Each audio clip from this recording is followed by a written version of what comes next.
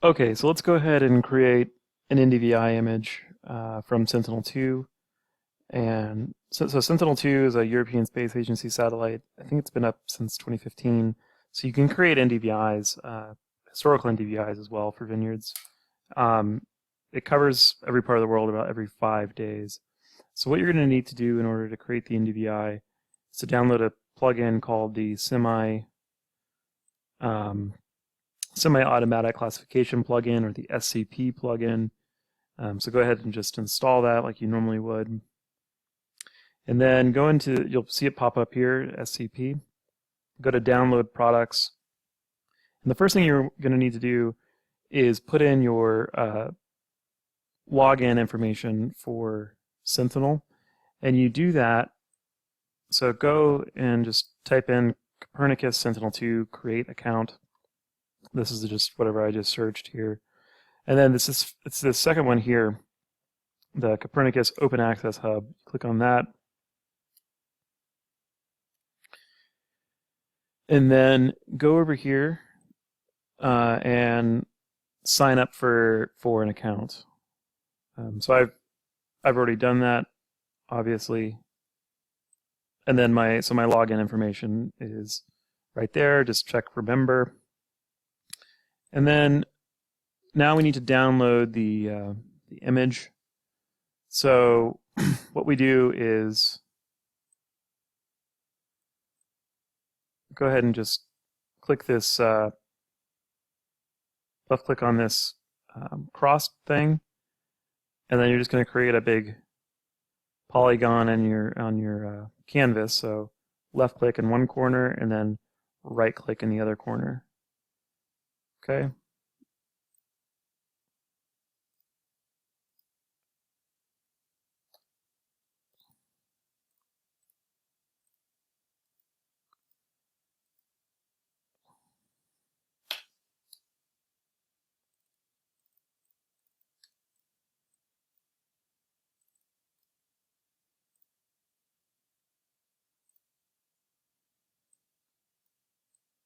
Okay, so let's just make sure it's all right. Okay, so there's that bounding box.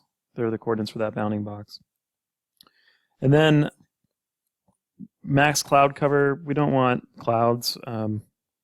So I would just let's just go with 0, or let's say 5. Let's say 5%. And then we'll just have a look and make sure that we're getting an image that doesn't have clouds. So let's say we're going to do one from 2018. Let's do full canopy of 2018. So we'll choose maybe some day in the, let's go with 1st of July until, we'll take anything from the 1st of July until maybe the 17th of August, let's say. And give ourselves 20 results. This is all fine, so go ahead and just hit find images, and this is going to take a little bit of time. Okay, so it's now returned a bunch of images for us that meet our criteria. So we can see these ones have 0 cloud cover on the 22nd, so those could be useful. You've got one on the 20th there.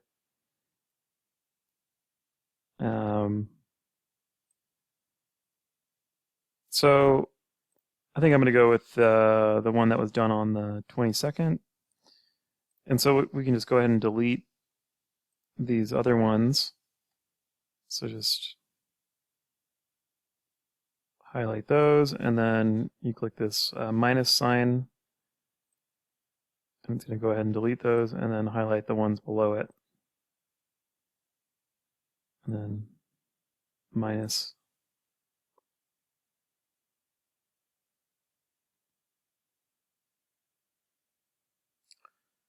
Okay, so now we just have this one that we're going to get our image from.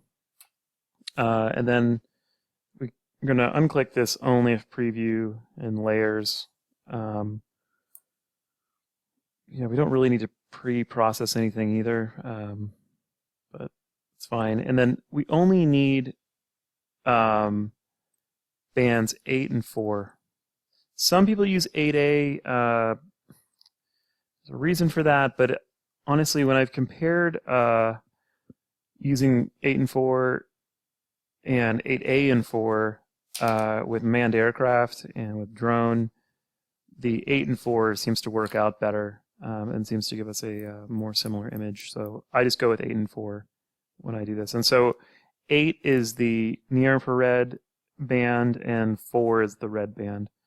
These other two things we don't need to worry about. This is for Landsat and this is for Sentinel-3. So then this is going to load it right into the canvas. Okay, and so now we can just go ahead and download the image. So we're just going to hit run, and we're going to want to create a file here. So we'll say Sentinel 2 images, and then hit select folder. And now it's going to start running, and it's going to take probably about 10 minutes to download both of those images. If you had to download all, like the other bands as well, it's going to take much longer. So I'm going to go ahead and I'm going to pause the video right now, and then next time you see me, we'll have the images. Okay, so now our image is almost done downloading, and we should hear a chime here any second.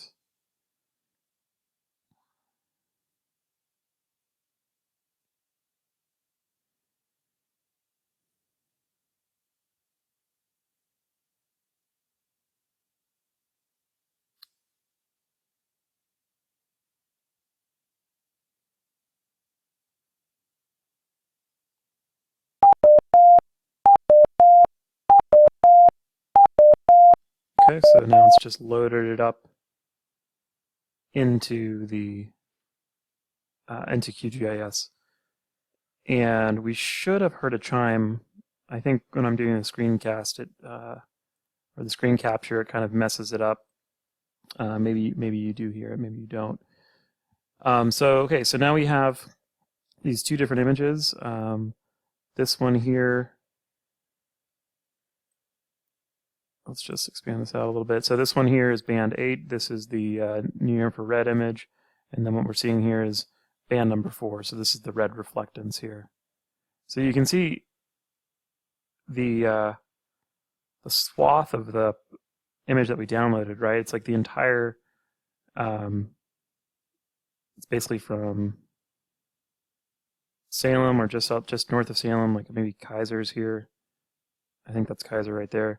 And then it's going all the way down to almost all the way down to Eugene. So they're quite large files with it, which is really nice because we can do a ton of vineyards in here. If we're running a bunch of vineyards, we can capture a lot in one image. Okay, so now what we're going to need to do is calculate out the NDVI. And so what you do, so we're going to convert these into one big file, which is going to be our NDVI file.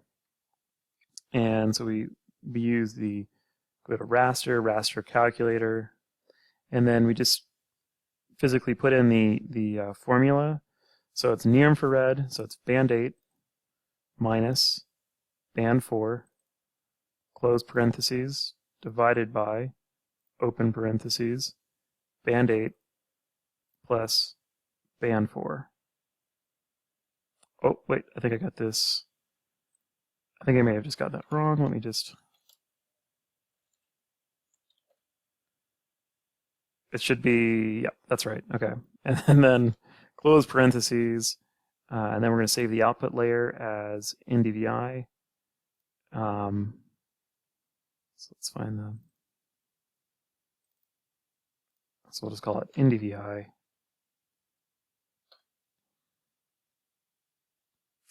And make sure it's in the UTM zone 10 that we've been using. Click OK. And now it's going to go ahead and do it for the entire image here, the whole swath. Okay, so now that this has all been calculated as an NDVI image. And so we can get rid of these individual bands if we want to. We don't really need them anymore. So I'm going to go ahead and do that. So just remove layer. And then we obviously don't need all of this NDVI. We don't need someone's backyard or something. So what we're going to do is clip this. So we're going to go, clip. So if you go into the processing toolbar, search for clip, and then we're going to clip raster by extent at this stage. So that's your NDVI there, and then clipping extent is going to be, we'll just go ahead and select the extent on canvas. So just drag and drop a polygon that encompasses your vineyard. And then we can go ahead and do this as a temporary file because we're not going to actually need this file again. So just go ahead and click run. And then, so now we're just going to work with this, and we can actually get rid of this large NDVI file. Okay, so from here, so we can go ahead, and I'll do it now.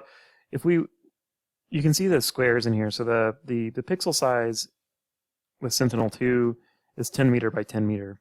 If we wanted to, we could just go ahead and turn this into a NDVI, and so I'll show you what that'll look like. So we'll clip by mask layer, and we're going to take the thing we already clipped, and then we're going to use the vineyard boundary as our mask layer. All right, and then just run it. Right, so it doesn't look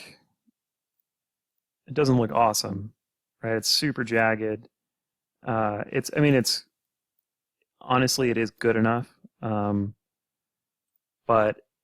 if we want to make this thing look a little smoother, and just look nice, we can do that by doing some reprojecting. So I'm going to get rid of that.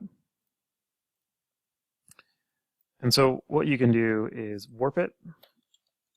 So you just go type in warp in processing toolbox, and then go down here, raster projections, warp, reproject. Okay, and then we're going to click on the clipped extent. CRS is going to be the zone 10. The target CRS is going to be the same as your source CRS. And then the resampling method we're going to use is bilinear. It doesn't really matter what it is, just go with it. You can sample this if you want to try different methods, but I find that's the best one for what I use it for. So then our output resolution file in target georeference units, and so that means whatever this is, your CRS, whatever units it's using. So some CRSs are going to use latitude, longitude. In our case, it's using meters. So I'm going to resample to a 0.5 meter pixel to kind of smooth things out a little bit. And then, yep, should be good. And then we don't need to save this either. So we can keep it as a temporary file and lose it. So now you can see things have smoothed out a little bit, and we can get rid of this clipped file. We don't need that anymore. And now we're going to cut it down. So we're going to clip it by the boundary layer again. So clip raster by mask layer. So we're going to take this reprojected and we're going to clip by the boundary. And then this one we're going to want to save because this is going to be the actual NDVI map. So let's go ahead and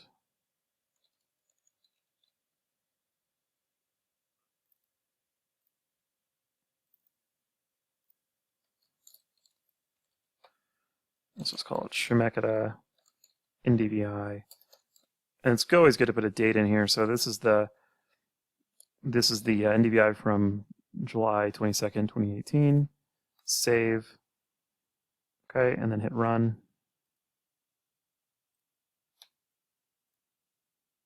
Cool. So there we go. There's your NDVI. Obviously, it doesn't look super great. So what we can do is go into Properties, and then go into Symbology, and then go to Single Band Pseudo Color. And then we're going to do it by Quantile, and we'll do 11 different quantiles. And so there we can see it's starting to resemble a proper NDVI map. So in here we can change colors of things. So I would say I like kind of like green to purple as my color scheme. So I would start it off.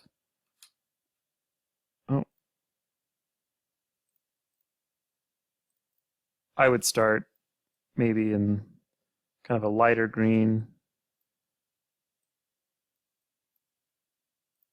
in your lower quantile, and then start kind of ramping up. So I use this to find the last color, and then to start turning this wheel around and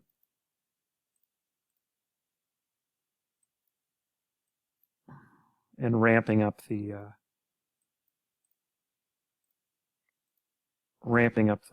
color scheme. So you can see kind of now how it's starting to change. But what we're seeing is this is sort of lower vigor areas. These areas here are the higher vigor spots. Okay? And it looks very similar to a manned aircraft image.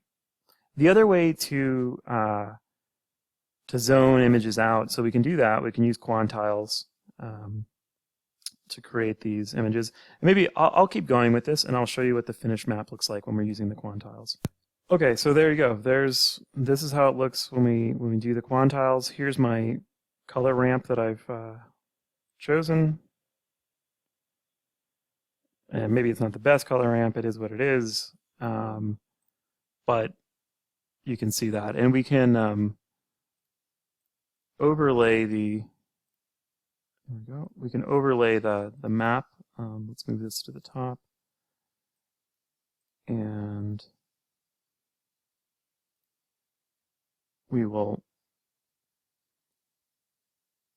get rid of all these colors.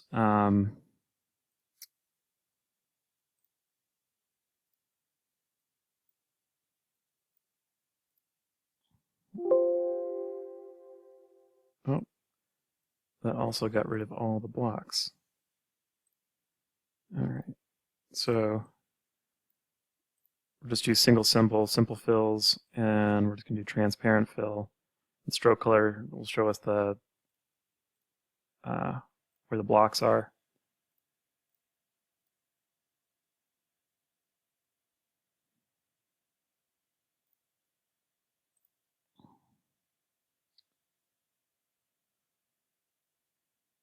Okay, hopefully QGIS doesn't crash. Okay, there we go. So now we can see the blocks as well. And then the other thing we can do is we could, if we wanted to make this NDVI layer, that's the NDVI layer. If we want to make that layer kind of transparent so we can see the rows, we can go to Properties, and in here, in the symbology, we just go to blending mode, and then we just go to overlay, click apply, click OK, and now we can actually see the rows and the NDVIs over the rows. Okay, so now I'm going to show you, so that's one way to do it, and I think it's fine, honestly. Again, like I said, it's very similar to the manned aircraft and the drone NDVIs, and if you watched my presentation on where I looked at the comparisons, you know that's how that's done. The other way to do it is to zone is a method called k-means clustering, and we can do that really simply with a plugin, and I'm going to show you that in another video.